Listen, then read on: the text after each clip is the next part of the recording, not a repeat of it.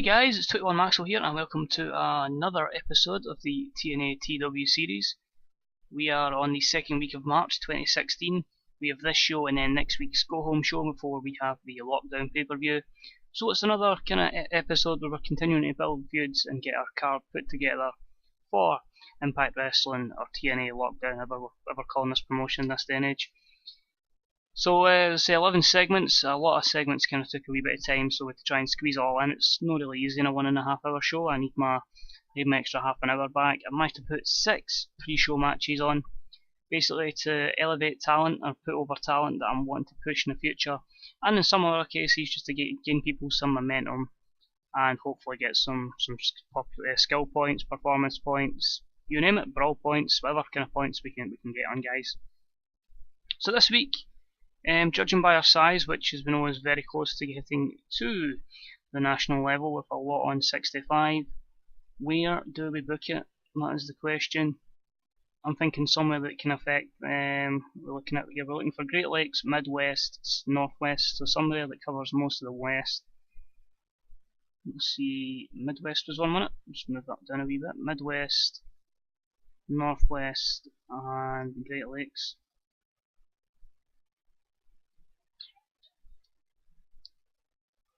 I'm actually thinking, I don't know. Northwest is 1 in it. Yeah, I think we should book one in the Southwest. I'll go to the Southwest because we've got one that's already in 75, so if we can work in the Southwest, that can maybe come on to the likes of the Northwest. We'll book a show in the Southwest and we'll see how that does in regards to getting our show over in various places. So Northwest. That's the problem I have, this decision of the game is when I'm going to book every show. Half the time, did I book it there? Where are we going to get the best pop? Is that going to get us to national? And you end up booking the same places and neglecting others. Right, so we'll book it in. Let's see both. No, this one's bigger. It'll be in the Rimrock Auto Arena in Billings, Montana. Okay, apparently it's definitely Northwest. No, we're looking to get the Northwest better. I've made a mess of this. Should be the Southwest, sorry. That's a bit better. That means we can get a bit more an attendance gate. So we're booking it actually in the usual place of the Poly Pavilion in Los Angeles, California, and hoping that kind of reflects on other places. You're that party, try to make one place get popular and you forget, oh crap, should book it somewhere else. But we need to take advantage of the wrestling industry. It's still an A. It is going to gradually decline, as will the economy here. So hopefully, it's a good show and hopefully wee step closer. I keep stressing it, I just want to get to national so I can sign some bigger wrestlers and get some fresh faces in. And so we can get bigger TV deals in more time. But as I say guys, 6 pre-show segments, 11 segments on the show. Here's another episode of TNA Impact Wrestling. Enjoy. So in our first pre-show match in front of 12,367 people, the match had some good action but not much in the way of heat. AR Fox defeated Rhino in 602 by pinfall with the Kryptonite Punch. 63C, a simple match that gives AR Fox some momentum, although it is Rhino who improves his performance skills. Next up, just a wee kind of backstage skit. I was kind of thinking, I do want to completely change the character of Colby Corino, but I don't want him on television. So I'm feeling we bring him in, but not wrestle, just have backstage skits. So he's been attacked backstage by Shad, get Shad some more basically a bit demonstrating his menace, I think is the best way we could put it, because it's in the TV time. Basically just making him a massive heel. So he performed poorly in the segment, did Corino. It gives another segment for Kurt Angle to hint his heel turn, which he is obviously going to do eventually. Once we have him having a wee conflict with CM Punk. But a 44D, and it does its job I suppose. It's just really to get an extra segment so we can turn Corino, because it still said his gimmick was too early to change and it was too early to turn him heel or face, so no, that's fine. I'm happy with that. It does what it does and it is only in the pre-show. Next up in an extremely short match, Madison Rayne defeated Allysin Kay in 5:29 with the raindrop. Again, we haven't really used Madison Rayne, so I thought let's give her a wee push then, let's try and get her over, because she's young so she will develop skill. She is one of the wrestlers that the Hot Prospects list had on it. So we'll give her a go, we'll get her some momentum, and we'll take it from there. But a 38 D-, no skill improvements, just gets her some overness. Then in the complete jobber match, an extremely short match, Jason Paul defeated the Amazing Red in 4:31 by pinfall with a shootout, 18E-. That's how low down the card these guys are. But we need to build up Jason Paul, so getting them the win here did turn the crowd off because of jobbers. That's why it's not the last match on the pre-show, but it's just to get some a little bit overness and hopefully get some up and we can get him a proper run in the tag division. It's Crown time. Then the match had some good action and average heat. Jeff Hardy defeated Soldier Ant in 7:42 with the Swanton Bomb. Solid 62C, which I was quite surprised about. I'm trying to build Jeff up a little bit. I feel we'll give him one more run at the top. I'm probably going to turn him face when I can. But it improves his performance skills, and again, it was just to get him some momentum. And I think that's the final match of the pre-show. I'm not 100%. The match had some good action, but not much in the way of heat. Hawkins defeated Tiger Raj Singh in 8:32 with a taste of pain. A 60C, again, just to give the Central Champion a match and put him over, get some more momentum. And yeah, 60C is decent against pretty much somebody that will be used as an enhancement talent for now. Before we decide to push him, he is young. Tiger Raj Singh is under 30, so there is a lot of time to push him. And once we get more TV time, he shall be getting a push. Now we begin the show. Daniel Bryan and CM Punk come down to the ring. They take microphones and start to talk to the crowd before eventually being interrupted by Adam Cole and Ricochet.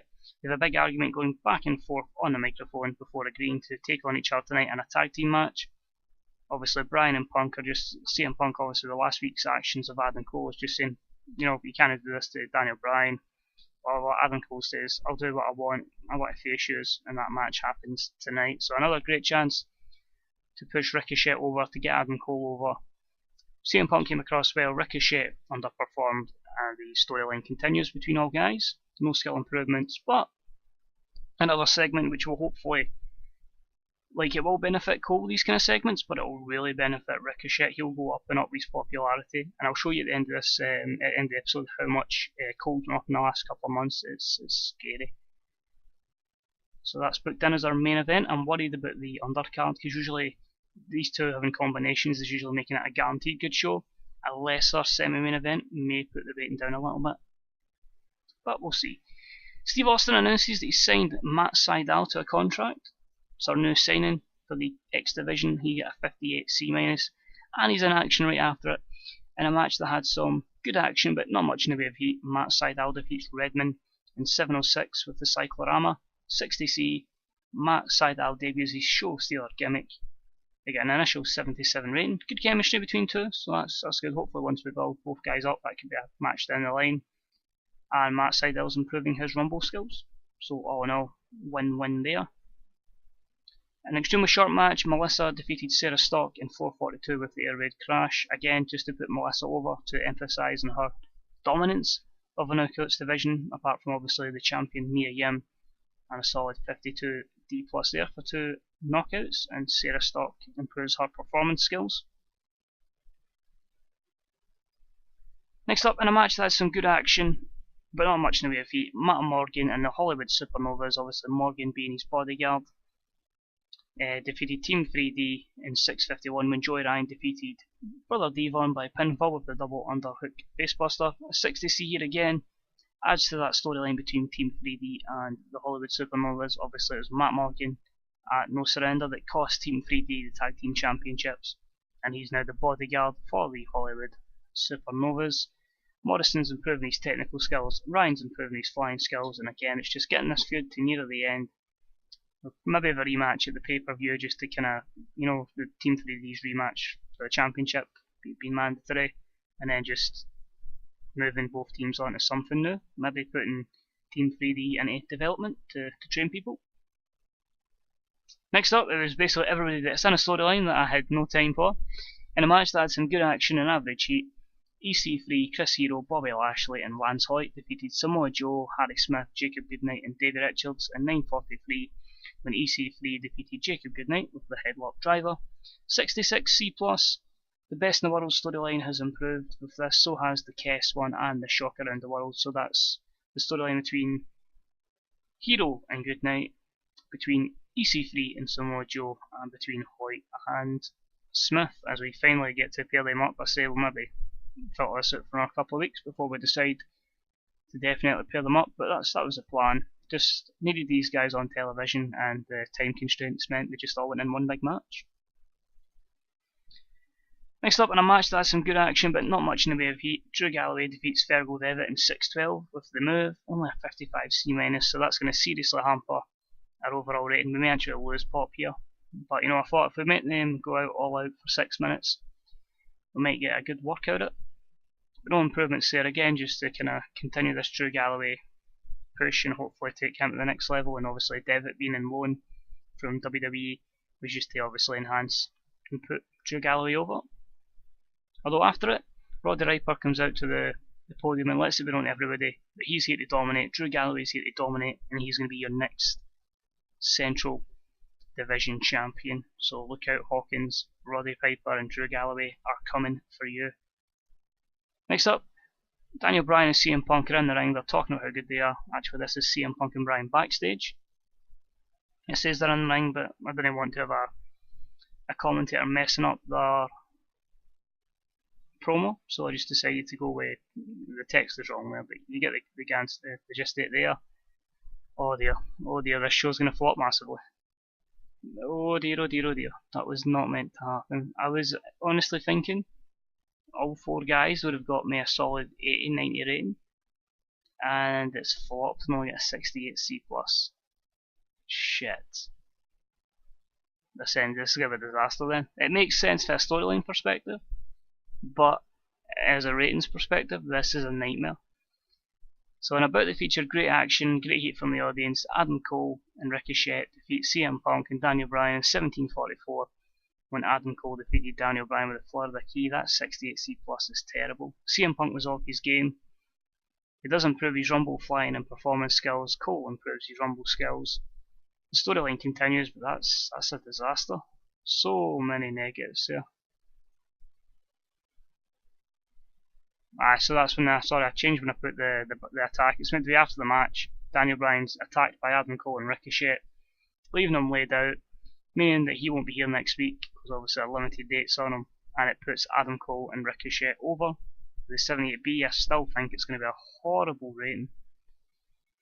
We might scrape a 70, but we're definitely losing Pop. Yep. Thankfully we'll lose Pop in 2 regions. I think it'll probably be 2 regions that we need it in. And it ends up with a 70 C+, so probably one of my worst shows in a while, but hey, I thought it was a good main event on paper. Unfortunately it just doesn't deliver, so we'll no to pair them up as a tag team anymore. Looks like Ricochet is definitely one for singles competition. I'm gutted at that. Absolutely gutted. I thought that would be definitely a real chance to put Ricochet over as a near main event talent. Let's just see here, Impact Wrestling, still get praise, don't really think we deserve it, but as what it is. I might look at Dave Christ, they still won't talk to me I don't think. Mark Cosby, that whole shit with Dixie Carter. Oh, I've got a user point to hang, so I can use that. Devitt's got one more appearance, so maybe squash him out one more time. I'll need to give Tam Terrell a new contract. Harry Smith, Joey Ryan, Lance Hoyt. It's all people I want to give contracts to, but until the money situation's fine, can't really do anything. Tenay's got his new contract offered. That's our second show on Bravo now. Both got the 0.97. Our rating dropped massively from a 912 to an 838. And the only reason that's so high is because of what the wrestling industry's at. So let's look at the size. Everything seems to be the same. It's just again getting those 465s to 66 on my national. That's all I need to do. But it's going to be a continual battle with them. So the last thing I'm going to show you guys is obviously just the overness of the 2 guys I mentioned. Ricochet. Just click on him here. You can see the popularity is at 64. It actually peaked in July when he was winning all the time because of the main event and matches and losing. It's not really went over. So we're going to try and push him now against Punk, and hopefully that can get his overness up a little bit.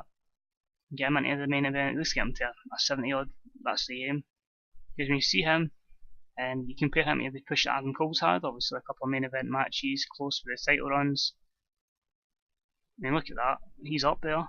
He went from a 72 in March, you could argue it was even a 72 in the likes of August and September, and that push he's received recently, some places even 89A over, a lot of places 85s, 87s, 88s, it's great. He's really, really over as a B+. He really is what Triple H is, a B+ player at the moment. He's certainly coming along well. CM Punk, his pop, 90 everywhere. He's kind of, just depends how they really book him, you know, some months he's an 88, up to an 89, back down to 87, 88, B+, and then back up to a true main event. It just depends really how we book him, and, you know, if we're keeping him looking strong. But yeah, he's looking good, you know, I'm happy with him. I'm really happy with where the company's going. I just really want to get to national. There's a few guys I've targeted that I want to bring in. It's just a case that I'd rather we were national before we do. And again, there was a couple, even